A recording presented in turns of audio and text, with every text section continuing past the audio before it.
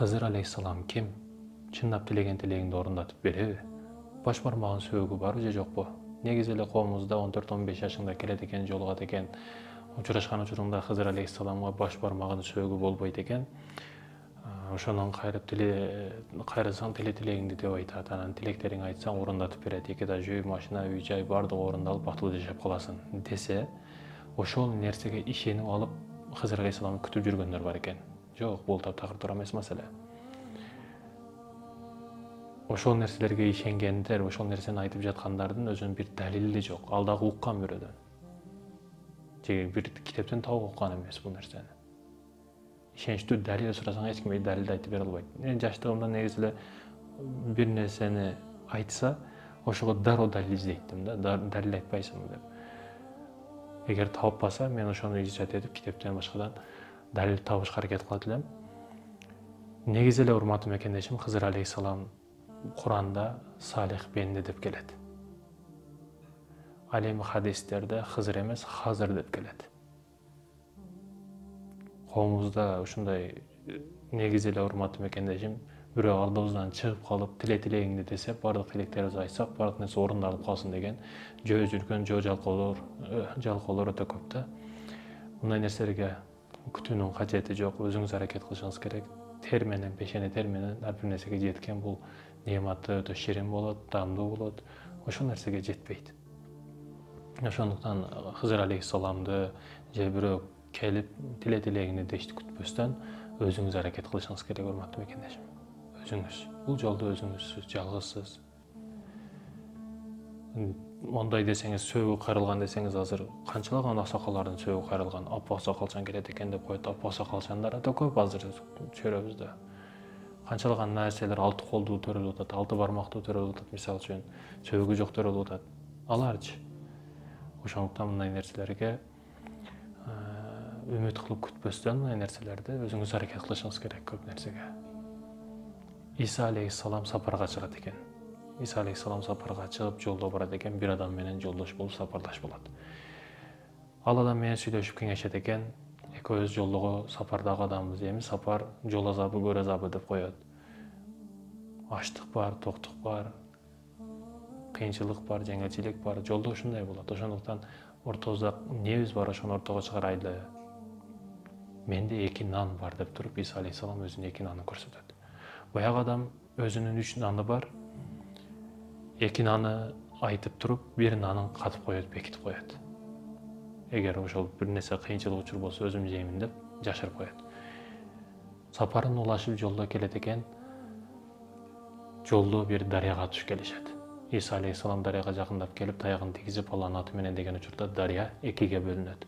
Жанагы шеригиме өтүшөт. Болгон окуяны көрдү, кайра сурап, канча наныңыз бар десе, 2 наным бар дейт. Томоюнду кылып, 2 жүздүүлүк кылып 2 наным бар дейт. Бүгүн коомдогу адамдардын да кээ бирөөлөрү бир жалганын турулуу үчүн 2-чи, 3-чү, 4-чү ирет дагы кайра жалган сүйлөгөн учурларына күбө болуп каласың. Аны билип турасың сен негизи жалган сүйлөп атканын. Канча наны бар экенин, эмне бар экенин билип турасың, бирок кайра жалган сүйлөйт. Бир жалган турулайм деп. Кайра Иса пайгамбер менен жолдошу жолун улайт. Жолду улап барат экен. Алларынан бир айылда жетпестен 2-3 адам алдынан чыгат.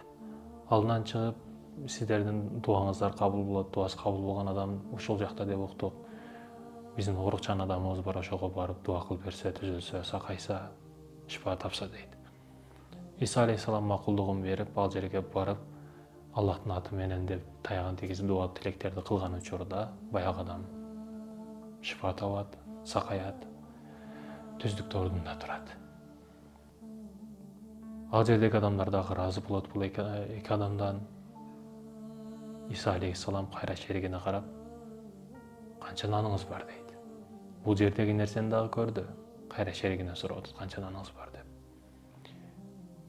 2 наным бар деп туруп алат. Томоюнду кылат дагы. Дагы сапарын улайт.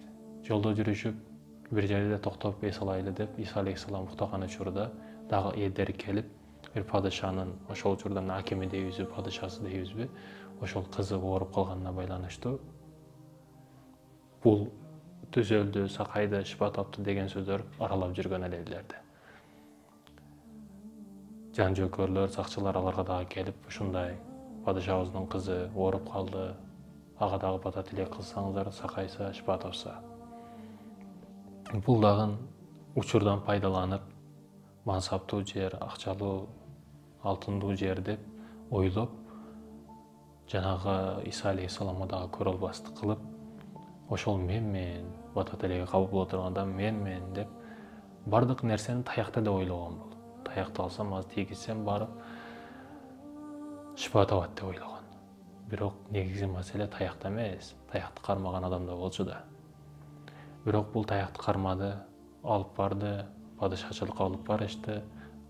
Ооруган абалда чатат баягы кыз.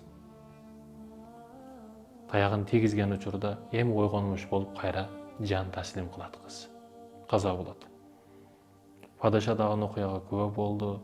Сен тирүү кызымды өлтүрдүң түртүп таяк менен дегендей кылып, аны дагы өлүм өкүмүнөн чыгарып зынданга ыргытышты. Иса алейхисалам ойгонот. Караса жанында таягы жок. Шериги жок. Изилдеп, элдерден уккан сөздөрүнө, кептерине ишенип ишенбей, баягы падышачылыкка кирип келет. Ошол жетекчинин алдыга кирип келген учурда эмне болду, не болду? Ал менин шеригим болот. Кечиресиз. Сиз айткан батасы кабыл боло турган адам менмен. Ошону чыгарыңыз. Мен кызыңыздын бата тилегин, дуасын кыламын. Кудай буйрса шифасын табат дейт.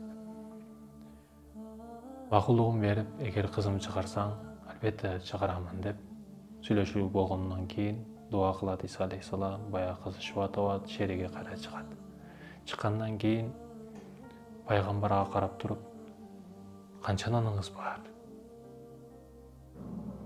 2 наным бар деп айтат. Элестетсеңиз, өлүмдөн сактап калды. Бир канча мужизаларды, кереметтерди көрсөттү. Ошондо учурда дагы том боюнду кылып, жалганынан кайтпай айтат. Өзүнүкүн бербей айтат. Биз дагы адамдар жашоодо жайт экенбиз, урматтуу мекендештерим. Том боюнду кылып, 2 жүздүүлүк кылып, жалган сүйлөп, бир жалганды тууралайм деп 2-3 жалганды сүйлөгөн адамдардан акыбети кандай болушун окуядан азыр улантып көрөбүз. Угабыз. Иса алейхисалам ал жерден чыгат экен, шериги менен, досу менен бир кумдуу, топурактуу жерлерге келишет. Келишип, Иса алейхисалам топуракка кайра Алланын аты менен алтынга айланган деп дуа тилек кылган учурда топурактар алтынга айланат. Алтынга айлангандан кийин азыр буну бөлүү учурунда кимде канча нан болсо ошого жараша бөлөбүз дейт. Ошондо баягы менде 3 нан бар эле, 3 нан бар эле болчу деп секирип ордунан туруп, мага көбүрөөк алтын тийиш керек деп айтат. Сонда Иса пайгамбар ага карап, мен калпчы менен, 2 жүздүү менен, жалганчы менен эч качан жолдош болбойм, сапарлаш болбойм. Бул алтындарды эч качан бөлүшпөйм жолдошум менен, сапарлашым менен. Эгер ал 2 жүздүү жалганчы болсо, бардык алтындарды ала бер, каалаганыңды кыл дейт. Иса пайгамбар жолуна кетет. Чындыгында, урматтуу мекендешим, байкасак, ушунча жол жүрүп келишти. Канчалаган кереметтерди көрдү, мужизаларды көрдү. Жада калса жанын эсендикте сактап калды. Падышадан чыгарды. Болсо өлүп кетет эле. Ошончо жакшылык кылганына карабастан, моюнга албастан, анан өзүнүн каражат жагына пилус болуп жаткан учурда дароо менин наным 3 эле деп чыкканы, бул албетте 200дөн 200-лүгү. Калпчынын калпчылыгы. Биз дагы коомдо байкасак, өзүнүн пайдасы келген учурда гана, пилусу, минусу туура келип калган учурда гана секирип ордунан туруп, меники бар эле дей турган адамдар жок эмес колубузда. Иса алейхисалам кетти, биз дагы кетишибиз керек ушул сыяктуу. Андай адамдардан алыс болушубуз керек. 200 учурунда жалганчы ролго кирип кете берет у. Пайгамбар кетти. Кийин баягы адам калды дагы алтындарды кантип алып кетем бул жерден? Көп эле алтын, керектүү каражат немелер жок, кантип алып кетиш керек, жүктөп алып кете албайм, машак кыла албайм деп турган учурда 2 адам келип калат ага. Алтынды көрүп кызыгып алыстан. Алтынды бөлүшөбүз, же сени өлтүрөбүз деген шарт коёт. макуланда бөлүшөлү деп бөлүш башталат.